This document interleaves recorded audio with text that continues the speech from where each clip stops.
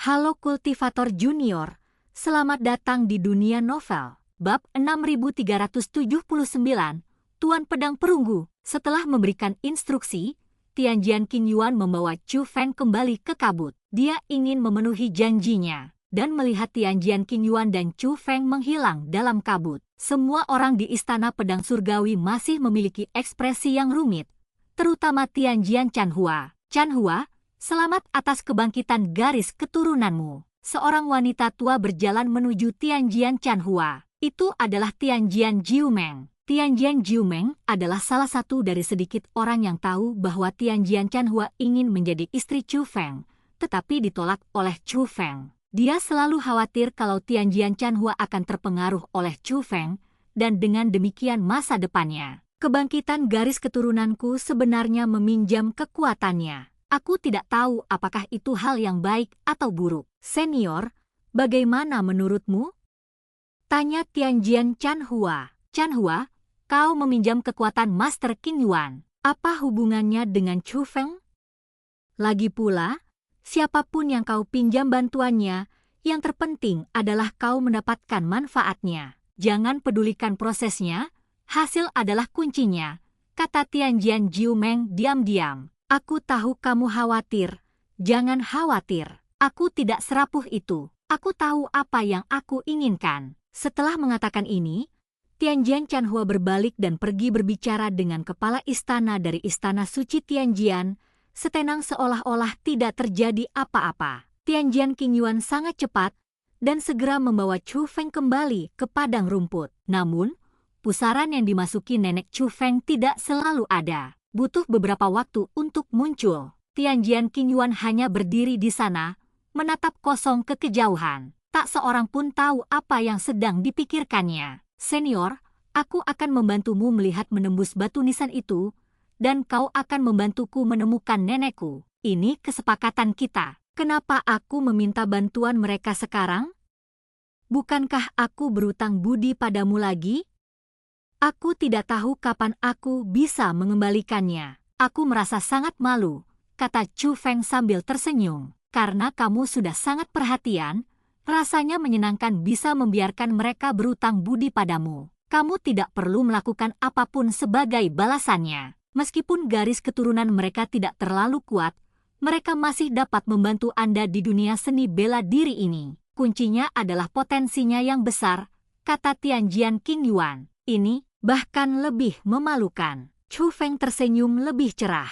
Jangan malu, kamu pantas mendapatkannya. Tianjian Qingyuan tersenyum tipis. Mendengar ini, Chu Feng menjadi semakin yakin bahwa Tianjian Qingyuan adalah orang baik yang tampak dingin di permukaan tetapi sebenarnya layak menjadi sahabat dekat. Dia sepenuhnya memikirkan Chu Feng. Potensi apa yang Anda maksud, senior? Tanya Chu Feng lagi. Tianjian Chanhua memiliki bakat yang luar biasa. Jika dia ditempatkan di garis keturunan ortodoks Istana Suci Tianjian, dia juga akan menjadi target pelatihan utama, kata Tianjian Qingyuan. Bakatnya memang sangat bagus, kata Chu Feng. Bagaimanapun, Chu Feng juga melihat bahwa garis keturunan Tianjian Chanhua telah terbangun. Tetapi Chu Feng tidak yakin apakah dia dan Tianjian Chanhua adalah orang yang sama. Temanku, kamu harus melalui beberapa hal sebelum kamu tahu apakah kamu dapat diandalkan atau tidak. Terlebih lagi, saat ini, ia dan Tianjian Chanhua hanyalah seorang kenalan. Mereka tidak memiliki persahabatan, bahkan teman pun tidak, hanya sekadar kenalan. Tentu saja, tidak peduli seberapa berbakatnya Tianjian Chanhua, Chu Feng tidak terlalu peduli. Chu Feng tidak pernah berteman berdasarkan apa yang dimiliki orang lain, tetapi berdasarkan bagaimana orang lain memperlakukannya. Maka Chu Feng bertanya lagi, senior, apakah Anda dari garis keturunan mereka? Dibandingkan dengan Tianjian Chanhua, Chu Feng merasa bahwa Tianjian Qingyuan lebih dapat diandalkan dan lebih bersedia berteman dengannya. Tidak, tapi bagaimanapun juga mereka berasal dari Istana Pedang Surgawi, jadi kita harus membantu mereka sedikit. Sebenarnya, kau bisa melihatnya, kan? Tanya Tianjian Qingyuan. Senior, apakah ini warisan yang Anda maksud? Tanya Chu Feng. Ya, kata Tianjian Qingyuan. Chou Feng melihat bahwa warisan yang diperoleh Tianjian Qingyuan tidak sepenuhnya dibagikan kepada orang-orang di Istana Suci Tianjian. Bahkan dapat dikatakan bahwa sebagian besar warisan itu disimpan olehnya. Warisan ini awalnya diperoleh oleh para pendahulu kita. Akan baik bagimu untuk membaginya dengan mereka. Tetapi wajar saja jika kau tidak membaginya dengan mereka, kata Chou Feng. Tianjian Qingyuan hanya tersenyum tipis dan tidak banyak bicara.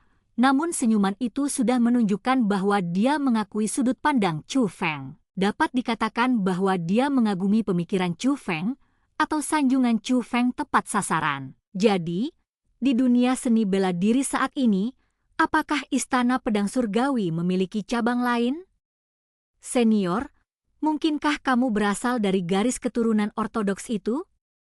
Chou Feng bertanya lagi. Dia tidak hanya mencoba mencari tahu latar belakang Tianjian Qingyuan, tetapi juga ingin mencari tahu apakah ada istana pedang surgawi yang lebih kuat di dunia seni bela diri. Namun, Tianjian Qingyuan tidak menjawab, seolah-olah dia tidak mendengarnya. Tetapi tidak mungkin dia tidak mendengarnya, dia hanya tidak ingin menjawab. Chou Feng yang bersikap bijaksana tidak mengajukan pertanyaan lebih lanjut. Tianjian Qingyuan tiba-tiba bertanya, seberapa banyak yang kamu ketahui tentang makam kuno ini?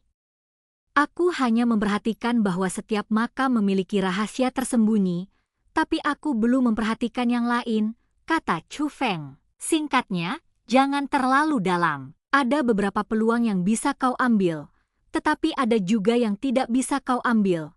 Tianjian Qingyuan mengingatkan. Junior mengerti. Aku tidak ingin terlibat dalam urusan di sini. Aku datang ke sini untuk mencari nenekku, kata Chou Feng. Karena kamu sudah di sini, cobalah. Dengan bakatmu, kamu pasti akan mendapatkan sesuatu. Saat Tianjian Qingyuan berbicara, dia mengangkat lengannya dan melemparkan kertas jimat ke arah Chou Feng. Itu adalah penentu lokasi.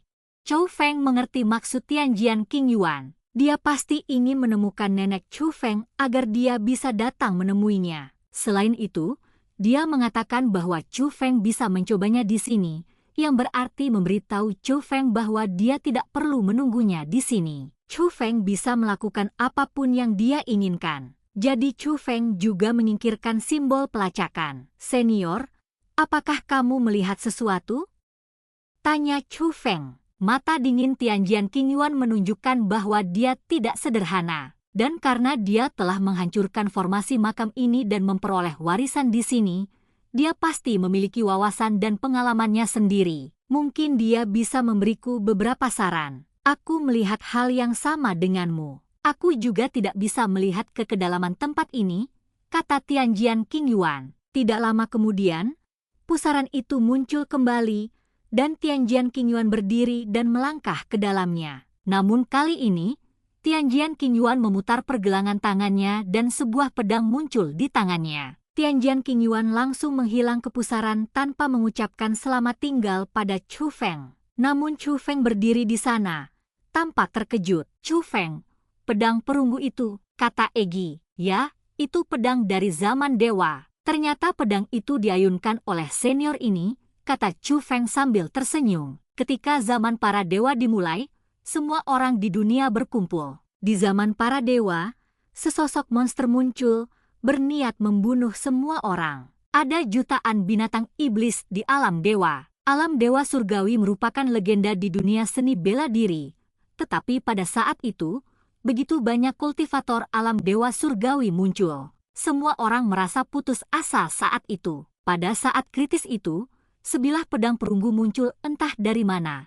Dan dalam sekejap, pedang itu membunuh jutaan binatang iblis di alam dewa. Saat itu yang terlihat hanya pedangnya saja, tetapi pemiliknya tidak. Tetapi semua orang paham bahwa pemilik pedang itu akan menjadi makhluk yang sangat kuat, dan bahkan mungkin menjadi orang terkuat di dunia seni bela diri. Karena kekuatan pedang itu sebanding dengan kekuatan dewa, itu di luar imajinasi manusia. Dan gagang pedang itu persis sama dengan gagang di tangan Tianjian Qingyuan. Meskipun saya sudah tahu bahwa Tianjian Qingyuan sangat kuat, tetapi mengingat kembali kejadian mengejutkan hari itu, Chou Feng menyadari bahwa dia masih meremehkan Tianjian Qingyuan. Tapi itu hal yang baik. Mungkin orang ini benar-benar dapat menemukan neneknya. Jika dia tidak dapat menemukannya, maka tidak seorang pun dapat menemukannya. Dan cerita pun berakhir. Sampai jumpa di cerita berikutnya di dunia novel.